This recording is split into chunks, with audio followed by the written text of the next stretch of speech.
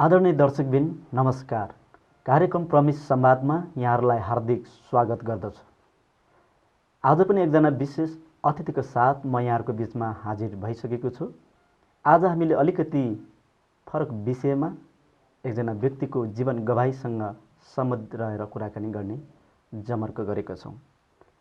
सिन्धुली जिल्ला महेन्द्र झाडी बकौलीमा आजभन्दा 39 वर्ष अगाडि जन्मनुभएका शङ्खलाल बमजनको जीवन साक्षीसँग आज हामी छलफललाई अगाडि बढाउनेछौँ।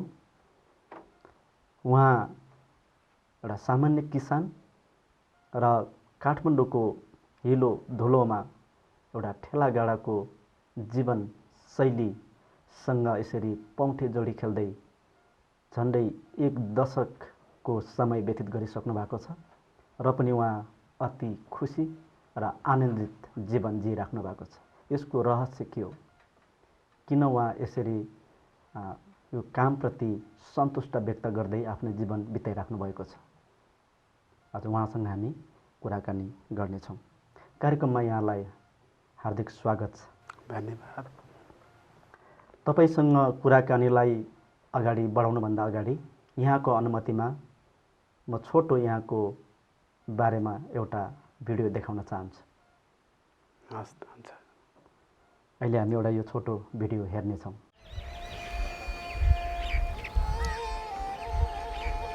मेरो नाम चाहिँ शङ्खलाल बमजन हो। मेरो घर सिन्धुली जिल्लाको महेन्द्र झाडी वार्ड नम्बर 3 बगौली पर्थ्यो। अहिले चाहिँ गाउँपालिका भएको छ। धेरै दुःखमा थियो पहिला प्रभुलाई पाउने भन्दा अगाडि। म जाँड रक्सी खाएर साथीसँग म मातेर तास जुवा खेलेर हिँड्थेँ। मैले सानो उमेरमा मेरो बाउ बित्नु भयो। तपाईँको 18 वर्षको उमेरमा तपाईँको 12 घन्टाको बाटो मैले 40 किलोसम्म मैले चामलहरू मकैहरू बोकेर पनि मेरो भाइ बहिनीहरूलाई मैले हुर्काएको थिएँ।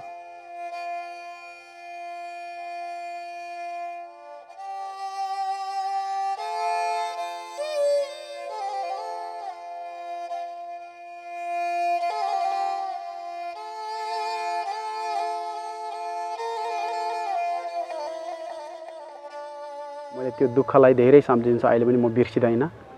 अनि जब मैले प्रभुलाई पाएँ, प्रभुलाई पाइसकेपछि मैले अनुभव गरेँ कि प्रभु म यस्तो अवस्थामा पनि म प्रभुलाई पाएँ। अब धेरै दुःखमा पनि जेसुकै होस् भनेर मैले जब प्रभुलाई विश्वास गरेँ, प्रभुलाई विश्वास गरेपछि म जब काठमाडौँतिर आएँ, काठमाडौँ आएर मैले अहिले पनि दुःख गर्दैछौँ। अहिलेसम्म रिक्सा चलाउँछौँ।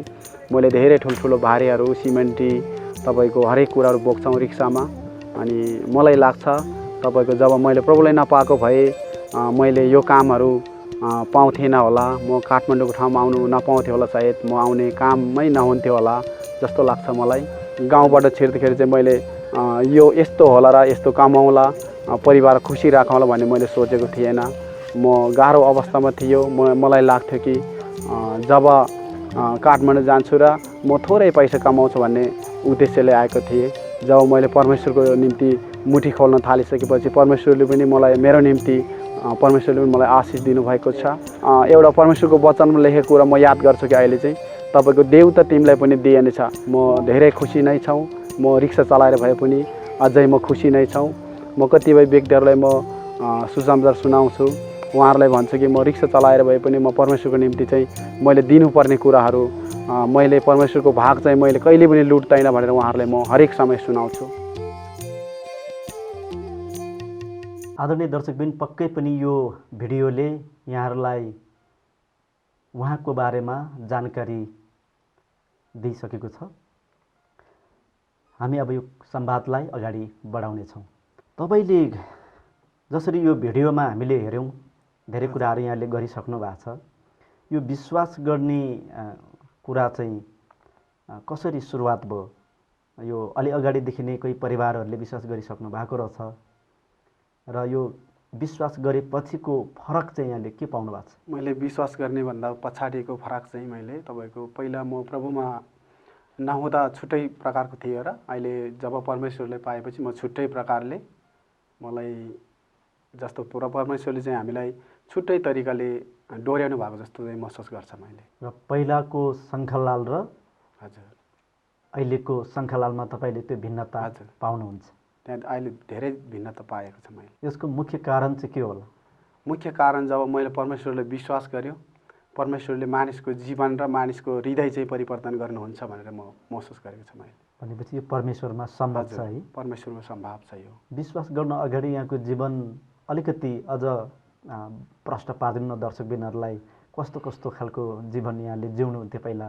मैले विश्वास नगर्ने भन्दा अगाडिको कुरा चाहिँ तपाईँको जब म संसारमै भनौँ न, अहिले पनि संसारमै छौँ, साथीभाइहरूसँग धेरै खेलेर मैले समय बिताउँथ्यो। अनि जब परिवारमा तपाईँको धेरै अनौठो कुराहरू ल्याउँथ्यो, झै झगडा हुन्थ्यो, जब हामी प्रभुमा आइसकेपछि प्रभुलाई जब मैले पाएँ त्यहाँदेखि हाम्रो परिवारमा मेरो जीवन पनि धेरै आनन्दको कुराहरू पाएको छु मैले। विश्वास गरेपछि केही समस्याहरू आएन यहाँलाई? विश्वास गरेपछि हामीले जब विश्वास गर्ने सुरुमा चाहिँ हामीलाई एउटा समस्या आएको थियो। जब मेरो ससुरालीमा मेरो श्रीमतीले चाहिँ जब तिमीले यति प्रभुमा विश्वास गर्यो भने चाहिँ तिमीहरूले यीशुमा विश्वास गर्यो भने चाहिँ मेरो छोरीलाई चाहिँ हामी विश्वास गर्नु दिँदैन भन्ने कुराहरू आएको थियो। अनि त्यसमा हामी अलिकति छलफल भयो। अनि ल त्यसो भए मेरो छोरीसँग तपाईँको डिभोर्स हुनुपर्छ। दुईवटा छोरा थियो मेरो, अनि एउटा थियो छोरो, जेठो छोरो 4 वर्षको। अनि त्यहाँ पुगेर टिका लाउन खोज्दै मेरो छोराले हामी त प्रभुमा विश्वास गरेको मान्छेले टिका लाउनु हुँदैन भन्ने कुराहरू मेरो छोराबाट आएको थियो। मैले छोरालाई पठाइसकेको अगाडि नै। अनि पछि म पुगेरै डिभोर्सको कुराहरू आयो। मैले भने उहाँहरूलाई मेरो खुसीले मैले जब प्रभुलाई पाउनु र मैले विश्वास गर्नु खोजेको मेरो श्रीमतीलाई डिभोर्स गर्नुको निम्ति होइन, जब मैले मेरै जीवनको लागि अनन्तको लागि मैले विश्वास गर्नु खोजेको थियो। यदि तपाईँहरूबाट डिभोर्सै खोज्नुहुन्छ भने गर्नुहोस्, म तयारै छु, तपाईँको छोरी म डिभोर्स दिन्छु, मेरो छोरालाई लिएर म मेरो गाउँ जान्छु। मैले त्यही कुरो गर्दाखेरि चाहिँ उहाँहरूले पछि उहाँहरू पनि दोधारमा पऱ्यो नि त, तुरुन्तै छोड्ने भयो, यसले अब प्रभुलाई विश्वास गर्नु पनि नछोड्ने हो भन्ने कुराहरू आइसकेपछि उहाँहरूले भन्नुभयो कि अनि त्यसो भए मेरो छोरीलाई पनि तपाईँको कि त्यही विश्वासमा लानुहोस् भनिसकेपछि हामी जब प्रभुले पनि उहाँहरूको हृदयमा ढकढकाउनु भयो भनेर चाहिँ हामीले त्यो अनुभव गरेँ। त्यहाँदेखि हामी आइसकेपछि त्यहाँबाट तुरुन्तै फर्केर त्यही हप्तामा मेरो श्रीमतीले चाहिँ विश्वास ग्रहण गरेँ। अनि अर्को हप्ता पछाडि चाहिँ केही समय पछाडि चाहिँ मैले गरेँ। ए भनेपछि त्यो खालको चुनौतीहरूमा पनि यहाँले निरन्तर अडिग रहेर आफ्नो विश्वासलाई अगाडि बढाइराख्नु भयो। आदरणीय दर्शकबिन, कुराकानीलाई हामी फेरि निरन्तरता दिनेछौँ। अहिले पनि एकैछिन यो सानो व्यापारिक विश्राम।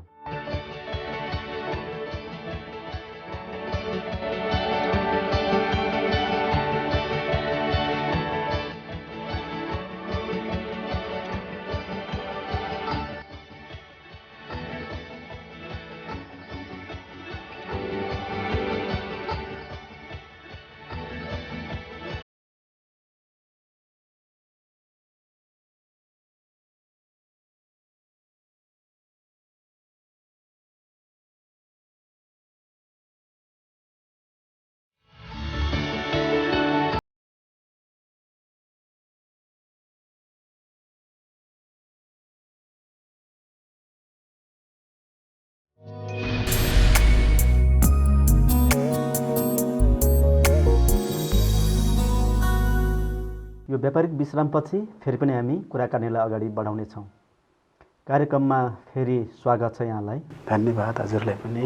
अहिले त्यस्तो खालको चुनौतीहरूको बावजुद पनि यहाँ एउटा काठमाडौँ जस्तो ठाउँमा जुन हरेक दिन सङ्घर्ष छ, यो धुलो मुलोमा हिलोमा नभनिकन जुन ठेलागाडाको एउटा मजदुरी काम यहाँले गरिराख्नु भएको छ, कसरी यो सुरुवात भयो? यो विचार यहाँले कसरी पाउनुभयो?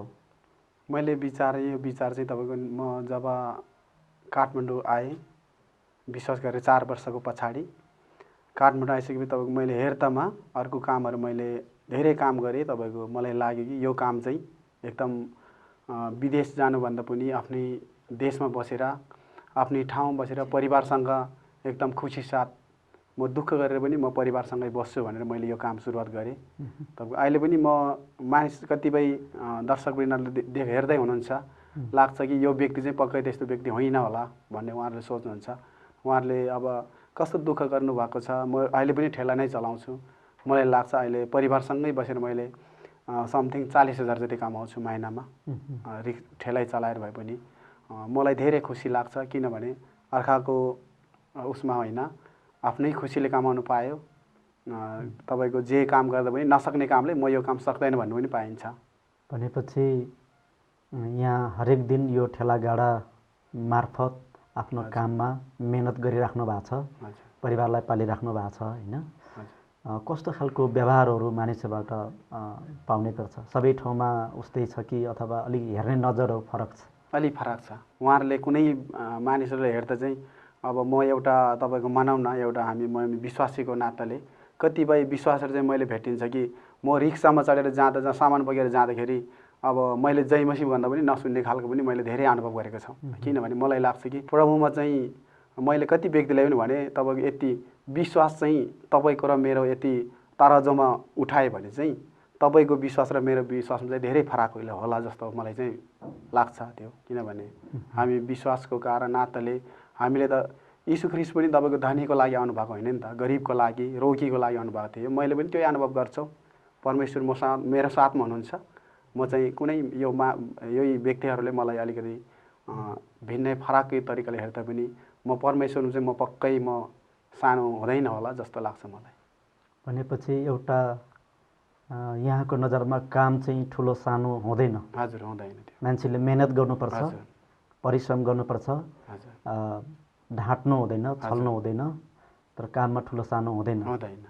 तर पनि हाम्रो समाजमा अझै पनि यस्ता खालका कुराहरू विद्यमान छ जसले चाहिँ त्यो सानो नजरले हेरिदिन्छ भन्ने कुरामा चाहिँ यहाँलाई अलिकति दुःख लागेको छ। त्यो सानो अलिकति तपाईँको अलि ठुलो अफिसमा जागिर खाने ठुलै काम गर्ने व्यक्तिहरूलाई छुट्टै तरिकाले सम्मान गर्छ भने सानो काम गर्ने व्यक्तिलाई त्यो सम्मानको कुरा त त्यो धेरै टाढोको कुरा। त्यसमा चाहिँ मैले धेरै फरक देखेको छ। तर ममा चाहिँ त्यस्तो हुँदैन। मैले तपाईँको रिक्सा चलाएर हिँड्दाखेरि चाहिँ कुनै ठाउँमा तपाईँको अलिकति वृद्ध अवस्थाको तपाईँको बाहरू अथवा आमाहरू कुनै ठाउँमा तपाईँको मागेर हिँड्छ नि त, त्यही अवस्थाले हिँडिरहेको छ भने त्यसलाई भेटेर मैले घर कहाँ हो, तपाईँको कुन ठाउँमा बस्नुहुन्छ, परिवार कहाँ हो, तपाईँको छोराछोरी कति छ, त्यो म सोध्छु जहिले पनि उहाँहरूलाई। हजुर नै भनेर बोल्छु म उहाँहरूलाई पनि, हजुरको घर कहाँ हो, के हो। किनभने त मलाई लाग्छ कि यो पनि एउटा परमेश्वरलाई यसले पाएको भए यो पनि सायद म जस्तै हुन्थ्यो होला जस्तो लाग्छ मलाई। भनेपछि तपाईँलाई त्यो खालको हृदयमा चाहिँ छटपट्टि आउँछ आफ्नो काम गर्दै हिँड्दा पनि दुःखमा अप्ठ्यारोमा परेका मानिसहरू देख्दा यहाँको हृदय चाहिँ बेचैन हुन्छ, छटपट्टि हुन्छ। म त्यस्तो आमाहरू देखेँ, त्यस्तो बुवाहरू देखेँ भने म तपाईँको कुनै बेला म रिक्सा चलाउँदा म प्रार्थना गर्छु छोटो।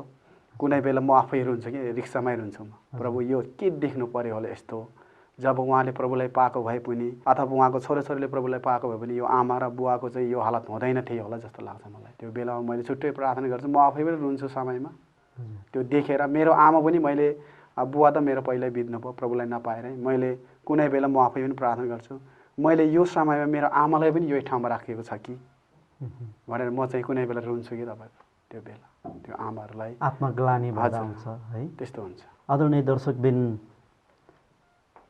हामी देश विदेशमा रहेका र तमाम नेपाली दर्शकवृन्दहरूमा शङ्करलाल बमजमजीको यो भनाइहरूबाट पक्कै पनि हामीलाई यो आभास हुनसक्छ कि एउटा मानिसले गर्नुपर्ने कर्तव्य हामी जुन अवस्थामा जस्तो छौँ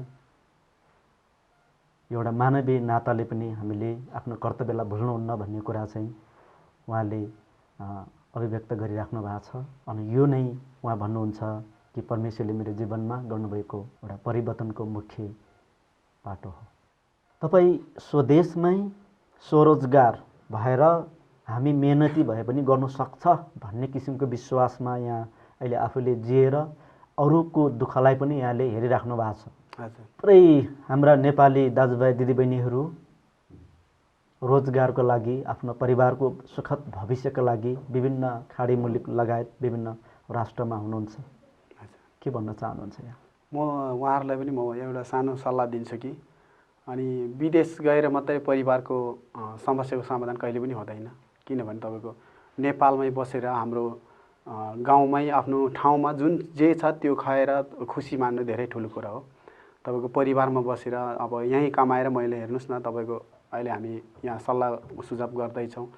उहाँहरूलाई पनि म भन्छु कि विदेशमा गएर तपाईँको जति वर्ष बसेर आए पनि तपाईँको साहको ऋण तिर्नु र परिवारमा 1-2 महिना अलिकति राम्रो होला अनि त्यो नराम्रै होला, पछि रुपियाँ पैसा सकिन्छ। त्योभन्दा आफ्नै नेपालमा मेहनत र परिश्रम गरे भने पछि नै आफ्नो परिवारसँग पनि खुसी साथ बस्नु पायो र आफ्नो बालबच्चाको भविष्य भन्नुहुन्छ नि उहाँहरूले, त्यो भविष्यलाई चाहिँ किनभने आफ्नो परिवारसँगै नै बस्नु भएन भने त्यो भविष्य चाहिँ हामीले कसरी हेर्छौँ भनेर चाहिँ म उहाँहरूलाई भन्छु।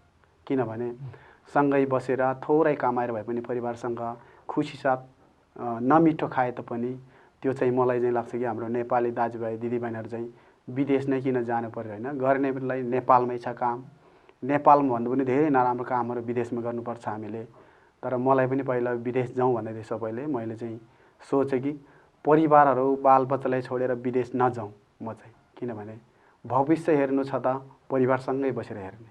मेरो छोरा के गर्दैछ, मेरो श्रीमती के गर्दैछ, मेरो परिवारले के गर्दैछ त्यो हेर्नु नै एउटा परिवारको भविष्य जस्तो चासो जस्तो लाग्छ। हामीले राम्रोसँग त्यो हेऱ्यो भने चाहिँ हामीले नेपालमा बसेरै तपाईँको नराम्रो काम होइन, त्यो आफ्नो परिश्रम आफ्नो पसिना बगाएर कमाएको रुपियाँ पैसा हामीले थोरै कमाए पनि त्यो धेरै माया लाग्छ हामीलाई। मलाई चाहिँ त्यस्तो भन्छु उहाँहरूको लागि चाहिँ म।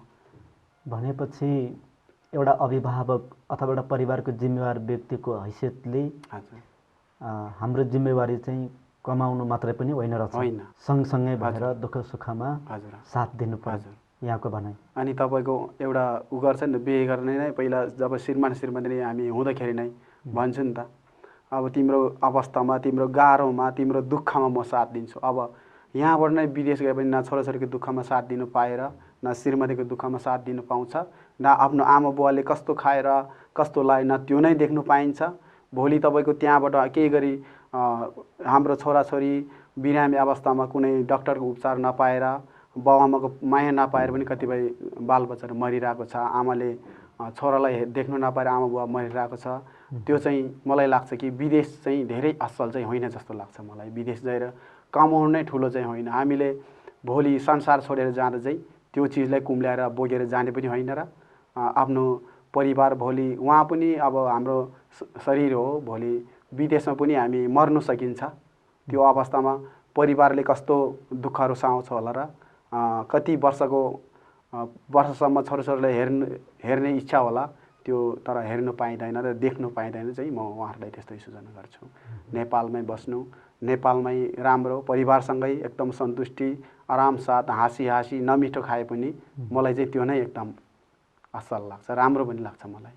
त्यो चाहिँ एउटा जिन्दगीको एउटा हजुर सुख दुःख हजुर एउटा परिवारको एउटा रमाइलो हजुर भविष्य चाहिँ त्यो हो। त्यो एउटा छोटो कल्पना हजुर गरेर होइन, हजुर मिठो कल्पना गरेर एउटा छोटो समयमा धेरै कुरा गरौँ भन्दाखेरि हजुर सबै त्यस्तो नहुन सक्छ हजुर होइन यहाँको भनाइ। कतिपयको मनमा चाहिँ होला कि अब हामी कमाउँछु र यसरी हामी परिवारलाई यस्तो सुखमा राख्छु भन्नुभएको होला, त्यस्तो मन होला। मेरो पनि एक अवस्थामा त्यस्तै मन थियो र अहिले मैले जब प्रभुलाई पाएँ तब मैले गर्दै जाँदा चाहिँ मैले भेटेको कुराहरू र मैले गरेको परिश्रमहरूमा चाहिँ मैले त्यो देखिएको छ।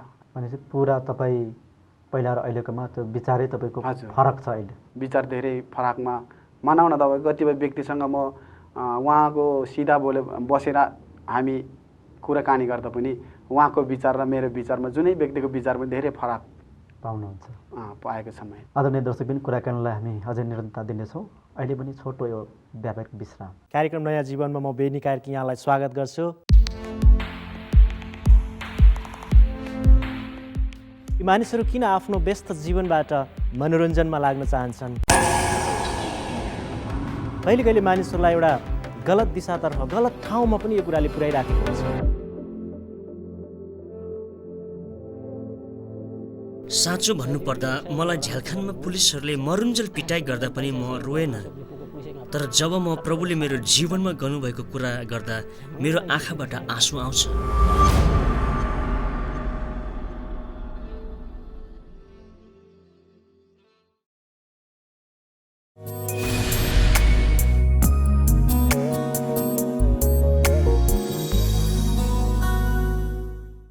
आदरणीय दर्शकबिन, कुराकानीलाई फेरि हामी निरन्तरता दिनेछौँ, यहाँहरू कतै नजानुहोला।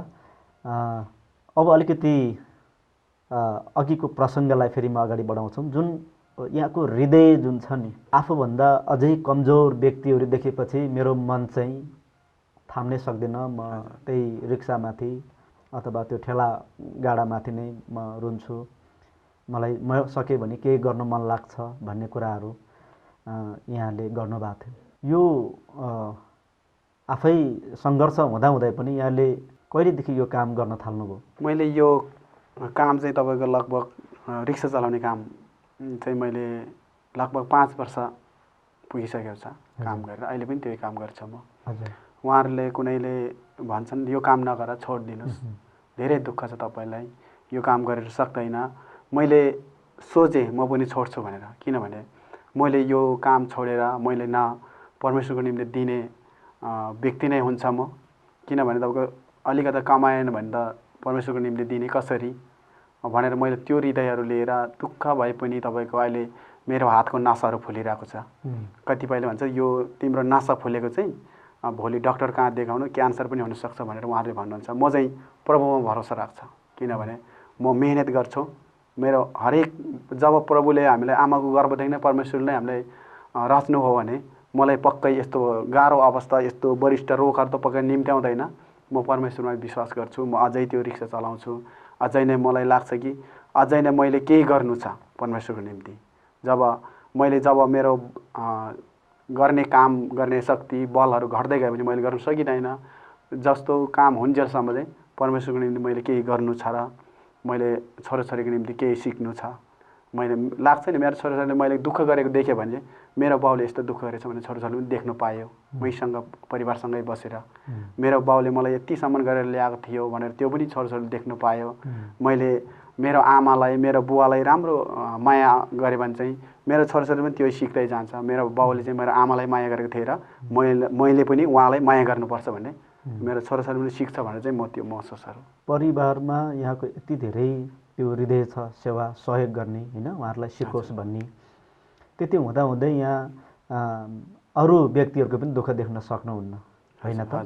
अनि कसरी गर्नुहुन्छ? यता परिवारमा पनि आफ्नो खाँचोरो होला, होइन, त्यो पनि पुर्याइराख्नु भएको छ। यहाँ अरूको लागि पनि सहयोग गर्ने हृदय मन चाहिँ कसरी यहाँ? मलाई त्यसमा चाहिँ तपाईँ मलाई यस्तो लाग्छ कि तर एउटा परमेश्वरको वचन याद गर्छु म। जब तपाईँको पहिला आफू रित्तेन भने चाहिँ परमेश्वरको आशिष हामीमा पर्दैन। किनभने मसँग रुपियाँ पैसा गोजीमा भएर नै कुनै व्यक्ति मर्छ भने त्यो एउटा त्यसको लेखा चाहिँ मलाई पर्छ जस्तो लाग्छ मलाई। त्यही भएर मैले एउटा उदाहरण नाम त नभनौँ, एकजना ऊ तपाईँको त्यस्तै गाह्रो अवस्थामा पर्दा चाहिँ मेरो पहिला सुरुवात पैसा कमाएर राख्ने जम्मा मैले 75,000 रुपियाँ थियो। अनि मेरो श्रीमतीले भने जम्मा यति छ, हाम्रो सम्पत्ति हो, पैसा हो, घर केही छैन काठमाडौँको ठाउँमा, यति छ भने मैले भने म मानिस चाहिँ मरेको म हेर्न सक्दिनँ, तर असल मान्छे छ, असल मानिसको लागि हामी असलै काम गर्नुपर्छ। यो चाहिँ किनभने मैले एउटा तपाईँको बाइबलमा वचनमा भेटेको कुरा चाहिँ जब परमेश्वरको निम्ति मानिसको निम्ति हामीले दिनु सक्दैन भने, आफ्नै भाइलाई प्रेम गर्दैन भने नदेख्ने परमेश्वर चाहिँ तिमीले कसरी प्रेम गर्छ? मैले चाहिँ त्यो याद गर्छु धेरै। मैले देखेको चिजले नै तपाईँको त्यो चिजलाई मैले दुःख बुझेन भने चाहिँ मैले अरू दुःख कहाँबाट बुझ्छ र? मलाई चाहिँ त्यो लाग्छ कि मसँग भएको चिज उहाँलाई दिए भने उहाँले मेरो निम्ति बारम्बार बिहान बेलुका हरेक समय उहाँले केही नगरे भने मेरो निम्ति त प्रार्थना त गरिदिनुहुन्छ। मलाई एउटा विश्वासीको ऊ चाहिँ धेरै राम्रो चाहिँ प्रार्थना नै ठुलो हो। उहाँको सानो प्रार्थना, उहाँको सानो इच्छाले नै मलाई हरेक कामहरू जुटाउँछ भने चाहिँ म त्यो महसुस र त्यो विचार चाहिँ म जहिले पनि गरिरहन्छ। त्यो हृदय त्यहाँबाट आयो तपाईँलाई, होइन? यो काम गरेँ भने चाहिँ मैले परमेश्वरको निम्ति नै गरिरहेछ भन्ने यहाँलाई हुन्छ, होइन? यहाँले यो दिनुपर्छ भन्ने कुरा चाहिँ कहिलेबाट सिक्नुभयो? यो मैले दिनुपर्छ भनेको जब मैले तपाईँको मैले दुःख पायो, जब परिश्रम गर्न सुरु गरेपछि मलाई लाग्यो कि तपाईँको मैले परमेश्वरको निम्ति पनि केही चिज चाहिँ परमेश्वरको निम्ति मैले काम गरेन भने परमेश्वरमा विश्वास गरेको के अर्थ भयो र? मैले हेर्थेँ तपाईँको परमेश्वरको वचन प्रार्थना गर्थ्यौँ हामीले पनि बेला बेलामा, प्रभु हामीले चाहिँ ठुलो ठुलो काम गर्न सकोस् भनेर। ठुलो काम त गर्न सक्दैन, हामी चाहिँ सानो सानो काम गर्छौँ प्रभु भनेर मैले त्यो सानो तपाईँको कुनै अवस्था गाह्रो परेको ठाउँमा कुनै बिरामी तपाईँको यस्तो अहिले पनि म कुनै गाउँमा जाँदाखेरि कुनै आमाहरू भेट्नुहुन्छ, उहाँहरूलाई म गएर अब धेरै त दिन सकिँदैन, 400-500 रुपियाँ दिन्छ, अनि उहाँहरूले सोध्छ कि मैले यो पैसा चाहिँ कहिले साबरी तिर्ने तपाईँको भनेर सोध्छ। म तिर्नु पर्दैन, तपाईँको लागि मैले दिएको हो, तपाईँ चिया खानुहोस्, खाजा खानुहोस् बेला बेलामा, म फेरि आउँछ है आमा भन्दा उहाँहरू रुनुहुन्छ कुनै त मलाई हेरेर। त्यस्तो अवस्था पनि देख्यौँ मैले कतिपय ठाउँमा। असाध्यै तपाईँ आफ्नो मेहनत परिश्रम गरेर जुन किसिमको हृदयबाट सहयोग गर्ने कामहरू पनि गरिराख्नु भएको छ होइन। यो रिक्सा चलाउने अथवा ठेला होइन, यो ठेला गाडा जुन काम यहाँले गरिराख्नु भएको छ, मेहनत बलको काम हो यो होइन। चिसो जाडो अथवा गर्मी भन्न पाउँदैन, धुलो भन्न पाउँदैन, र पनि तपाईँ सन्तुष्ट हुनुहुन्छ आफ्नो कामप्रति? म धेरै सन्तुष्ट छ, किनभने तपाईँको अनि धुलो धुवा जस्तो भए पनि मलाई चाहिँ लाग्छ कि तपाईँको परिश्रम नगरिकन कुनै चिज पनि आउँदैन। धेरै आफूले मेहनत परिश्रम गऱ्यो भने चाहिँ तपाईँको परिश्रमको फल चाहिँ एकदम मिठो हुन्छ। हजुर, किनभने तपाईँको एउटा भाइले भन्नुभएको थियो, मेरै भाइले, सत्य चाहिँ तितो हुन्छ अरे मानिसलाई। जब मैले मेरो कुनै साथीलाई भेट्दा प्रभुमा विश्वास गर्नु भने चाहिँ उहाँहरूले हेट नसुनाउनु न हामीलाई, ठिक छ सबै थाहा छ मैले भन्नुहुन्छ, म चाहिँ उहाँहरूलाई सुनाउँछु, सत्य राम्रो चिज चाहिँ तितो हुन्छ। मानिसलाई तितो कुरो मन पर्दैन, तर तितो सत्य हुन्छ। किनभने म चाहिँ यस्तो काम गर्छु, उहाँहरूले भन्नुहुन्छ तपाईँ रिक्सा चलाउनु भएको कि के गर्नुभएको काठमाडौँतिर, तपाईँ पैसा कमाउँछन् भन्छन्, कति छ पैसा, टन्नै छ, अब भन्नु पऱ्यो नि त होइन, आफ्नो दुःख आफैसँग छ।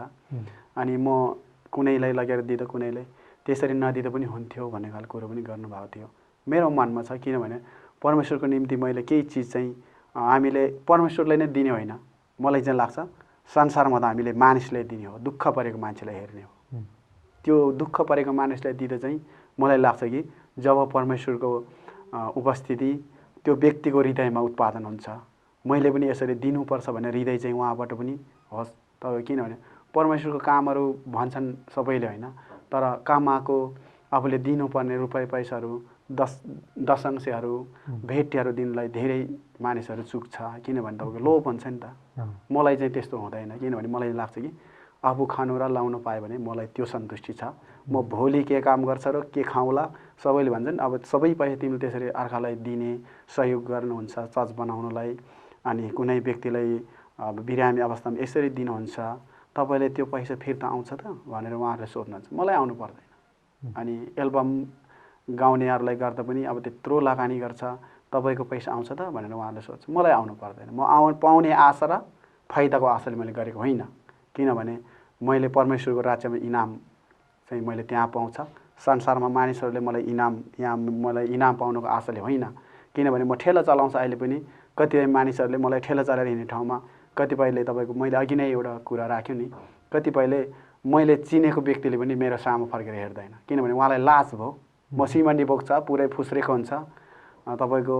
अनि कतिपयले चाहिँ अहिले गाउँतिर जाँदा पनि पक्कै त्यो काम चाहिँ गरेको होइन है भन्नुहुन्छ उहाँहरूले। काठमाडौँतिर आउनुहोस्, मेरो रिक्सा चलाएको ठाउँमा तपाईँ हेर्नुहोस्, म सिमन्डी बोक्छौँ अनि हरेक काम गर्छ, मेरो हातमा यस्तो फोको छ भने उहाँलाई मैले देखाउँछु, तपाईँको नासा फुलेको छ। अनि म त्यसमै खुसी छ, किनभने परिवारलाई मेरो 2टा छोरा श्रीमती गर्दा 4 परिवार, मैले मजाले मेरो भान्जी एउटा छ मसँग बस्नुहुन्छ खानुहुन्छ उहाँ, मलाई खुसी छ। म त्यही कामले पुगिरहेको छ मलाई होइन, परमेश्वरको निम्ति दिनुलाई पनि म पछि परेको छैन। तर म चाहिँ मलाई डर लाग्छ परमेश्वरलाई दिनुपर्ने कुरा मैले दिनभरि कमाउँछ, बेलुका गएर त्यो चिज मैले परमेश्वरको भागलाई छुट्याएन भने राति झुरुक्क उठे पनि म उठेरै छुट्याउँछु। म त्यो अलिकता गडबडी कुनै खाजा खाने ठाउँमा मैले पैसा बढी चलाएँ भने म त्यसलाई 12 चोटि हिसाब गरेँ पनि म परमेश्वरको निम्ति चाहिँ त्यो चिज चाहिँ म कहिले पनि परमेश्वरको भाग चाहिँ म लुट्दैन। भनेपछि परमेश्वरको भाग यदि हामीले दिनुपर्ने कुरो दिएन भने चाहिँ त्यो आशिष हामीलाई आउँदैन भन्ने यहाँको विश्वास हो।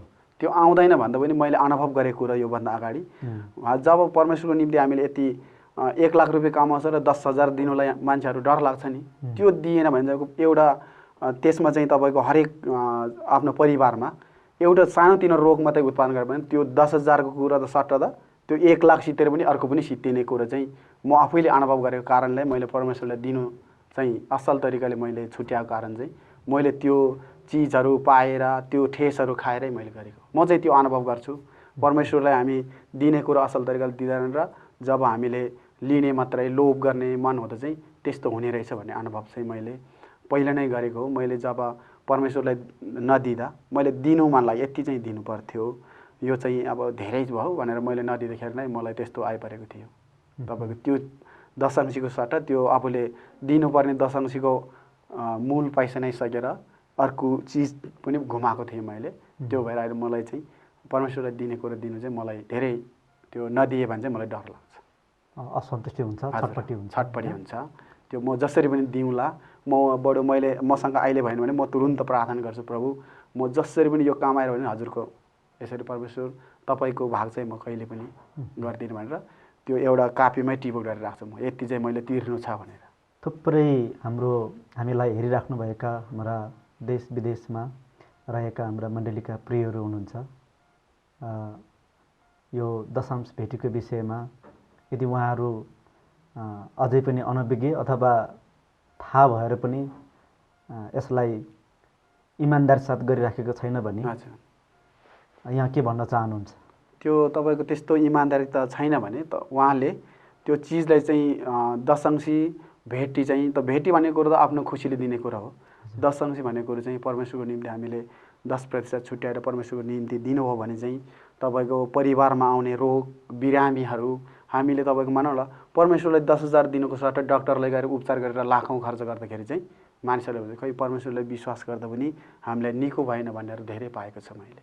किनभने परमेश्वरलाई दिनु चाहिँ उहाँहरू पछाडि पर्नुहुन्छ अनि उपचारमा अगाडि पुग्ने बित्तिकै त्यहाँदेखि तपाईँको परमेश्वरको निम्ति नै गनगनाउँछ र किनभने त्यो नगरौँ। अनि जब परमेश्वरको निम्ति दिएर भन्नुभएको छ नि त, चाहेर हेर, हामीले परमेश्वरलाई चाहेर हेर्नु चाहिँ हामी सिक्नुपर्छ। पहिले परमेश्वरलाई दिएर हेर्नुहोस्, त्यहाँदेखि परमेश्वरले कसरी आशिष दिनुहुन्छ। आशिष भन्ने कुरा कुनैले बोरामा हालेर हामीलाई पुर्याउन आउने होइन। हाम्रो काम मेहनत परिश्रम परिवारमा रोग बिरामीबाट हट्ने बित्तिकै परमेश्वरको आशिष हामीले म चाहिँ त्यही अनुभव गर्छु। मलाई लाग्छ मेरो परिवारमा अहिलेसम्म तपाईँको मान्छेको कतिपय बिरामीहरू चाहिँ गएर हस्पिटलमा तपाईँको चाहिँ बिरामी यस्तो छ लगेर यस्तो ठाउँमा लैजाउँ, म तपाईँको डक्टरसँग लान्छु, तपाईँको कति 25 रुपियाँको औषधिले ठिक हुन्छ भनेपछि तपाईँले अनुभव गरेको कुरा मैले हो। किनभने दशंशीमा हामी चुक्यो भने चाहिँ त्यो किनभने हाम्रो जीवनमा चाहिँ शैतानले ठुलो काम गर्छ। किनभने लोभको आत्मा नै एउटा परमेश्वरबाट आउँदैन नि त। त्यो चिजलाई चाहिँ हामीले राम्रो तरह निहालेर हामीले सोच्नुपर्ने कुराहरू चाहिँ कुनै हामी त थोरै कमाउँछौँ थोरै दिन्छ परमेश्वरको निम्ति, कुनै व्यक्तिहरूको चाहिँ तपाईँको धेरै पैसाहरू जम्मन्छ भने तपाईँको 1 लाख नै दशैं दिनुलाई त धेरै उहाँहरू पछि परेछ। किनभने त्यो चिजले गर्दाखेरि चाहिँ आफूले बिरामी हुने अवस्थामा लाखौँ लगाएको चाहिँ हामीले त्यसलाई निहाल्नु पर्यो। परमेश्वरलाई हामीले एउटा मैले अघि नै भन्यो एउटा परमेश्वरलाई हामीले चाहेर हेर्नु पर्यो के हुने रहेछ भनेर। त्यो चाहिँ म उहाँहरूलाई नै सबै भएको विश्वासीहरूलाई म त्यो कुरा राख्छु।